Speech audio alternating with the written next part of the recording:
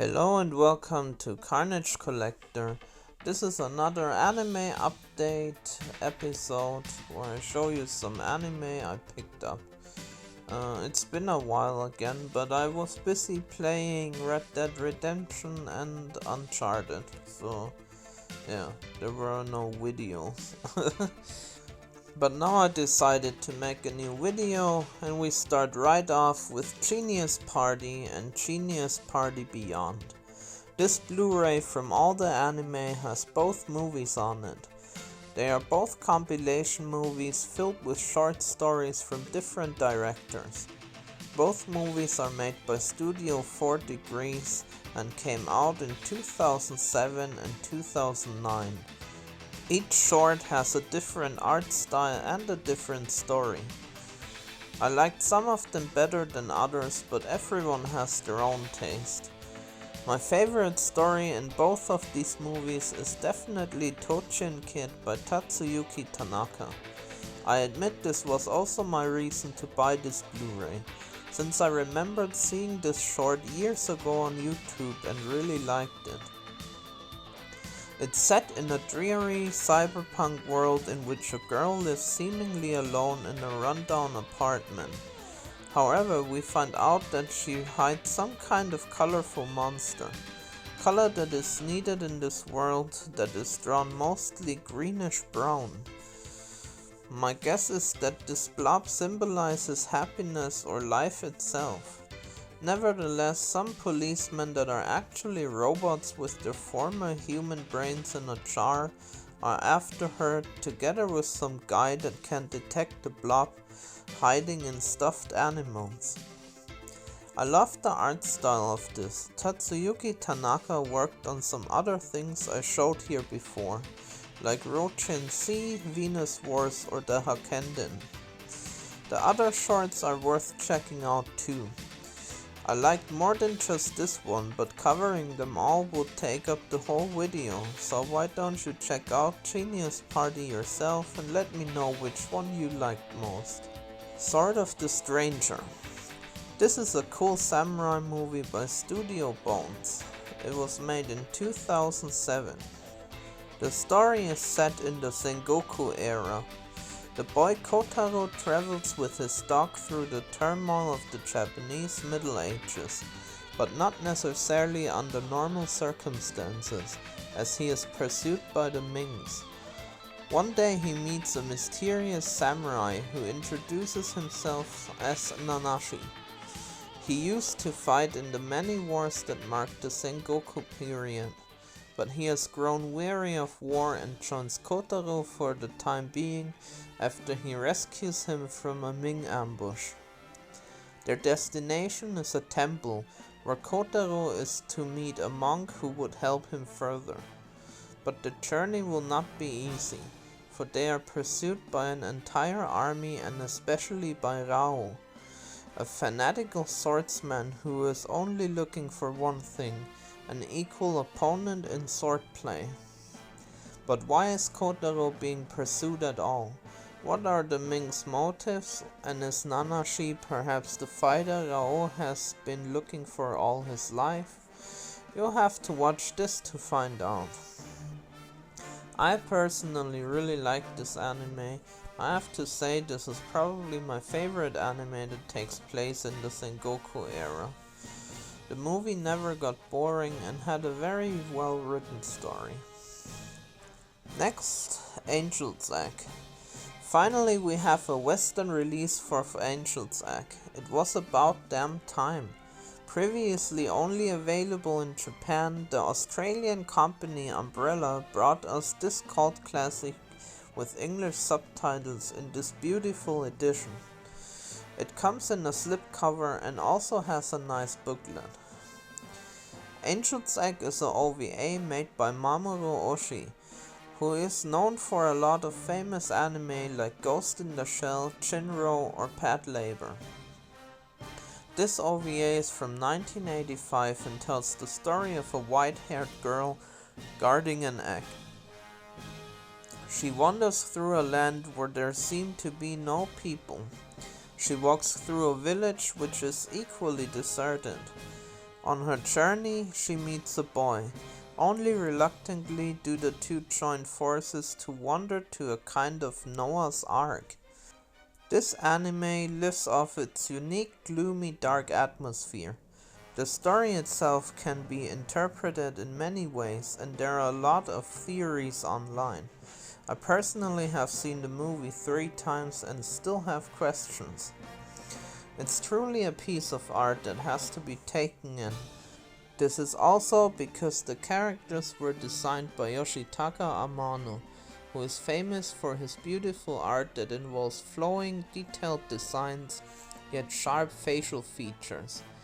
He is famous for painting Vampire Hunter D, lots of stuff for Final Fantasy, and also for a little gem that I can also recommend called Amon Saga. I covered this one in an old video here on my channel.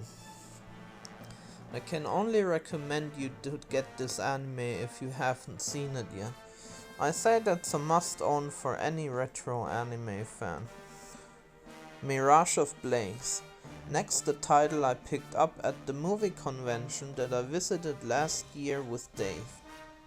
Mirage of Blaze is a TV series from 2002 followed by an OVA the next year. In Mirage of Blaze, warlords and their subordinates are reborn in different bodies for the second time and try to change the course of the Sengoku era by fighting its battles again, in the context of another dark civil war. Takaya Ogi is unaware of all this. The proud and quick-tempered high school student is a complete contrast to the calm and friendly Yutsuro Narita. Yet the two are best friends. But now Takaya's fate is about to change drastically. One day he meets the reincarnation of Nobutsuna Naoe. He awakens in Takaya an ability that allows the latter to exorcise evil spirits. Takaya's destiny is to participate in that dark civil war, but he is unique in the group of the reborn. Unlike all the others, he does not have the memories of his previous lives. Therefore, Nobutsuna decides to stand by Takaya in the fight against his enemies. In the course of the war, a love-hate relationship develops between the two. I have to say, I really didn't enjoy the series as it was very boring to me. A lot of talking and not a lot of ghost action. The OVA, however, was much better and actually entertaining. I just don't know if it's worth it alone, as you won't know the characters. This anime definitely wasn't for me, but it's still cool I found this American older release on a German movie convention. Next we have Digital Devil Story. This is an OVA from 1987. It's part of the Megami Tensei universe. Lonely high school student Akemi is a genius when it comes to programming, but he is currently using his skills for evil purposes. He has created a monster summoning program which he calls Digital Devil to take revenge on his enemies after school. In the end, things don't go as he planned, and the demons Loki and Set attack their summoner after being given a physical body. He is barely saved by the mysterious transfer student Yumiko, who is secretly in love with him, but the demons don't give in so easily. I am a big fan of the Shin Megami Tensei and Persona games, so I'm glad to have this one. I still look out for the English version, but for now I have the French one. I also showed you Tokyo Revelations before, which is also a part of the Megami Tensei universe.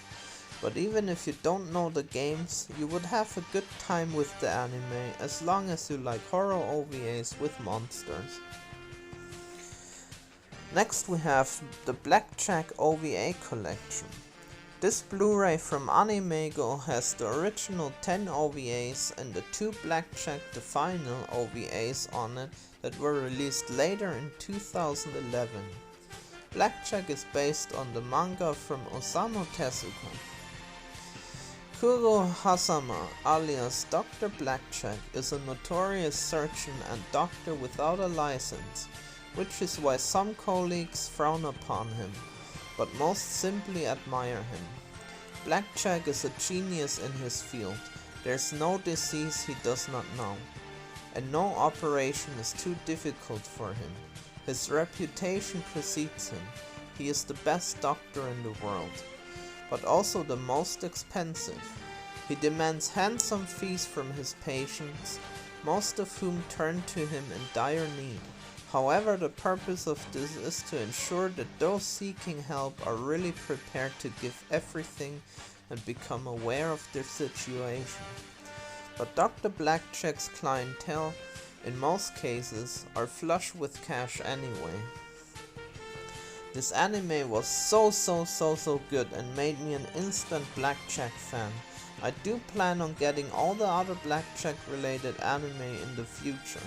There are a lot, but first on the list are the TV series and the movie. The OVA looks so good and the stories are interesting. There are not many medical themed anime that I know of, and certainly not many with that dark note that Blackjack brings with it. Next we have High School of the Dead. This is a series from 2010 based on the manga by Daisuke and Shoji Sato. In the beginning it was only one man who roamed the area as a zombie, but gradually more people just from a single contact with the zombie's mouth become infected with the virus that turns them into these creatures. From the roof, Takashi Komuro sees how the virus has also reached his school, Fujimi High School, and it's spreading. Takashi immediately runs to his friends' classes to warn them of the impending danger. Armed with baseball bats, poles and other weapons, Takashi and his friends must pull out all the stops to escape this hell alive.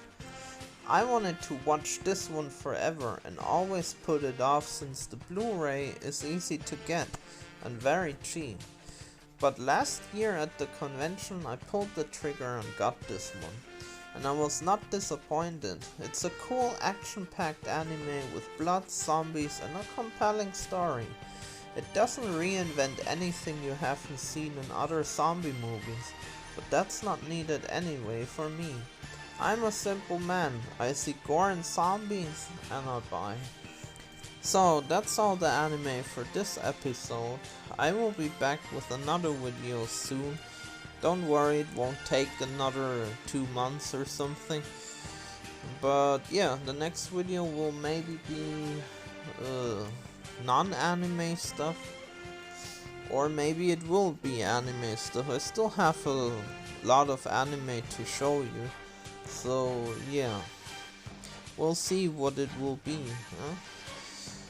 But thanks for watching and I see you next time. Bye.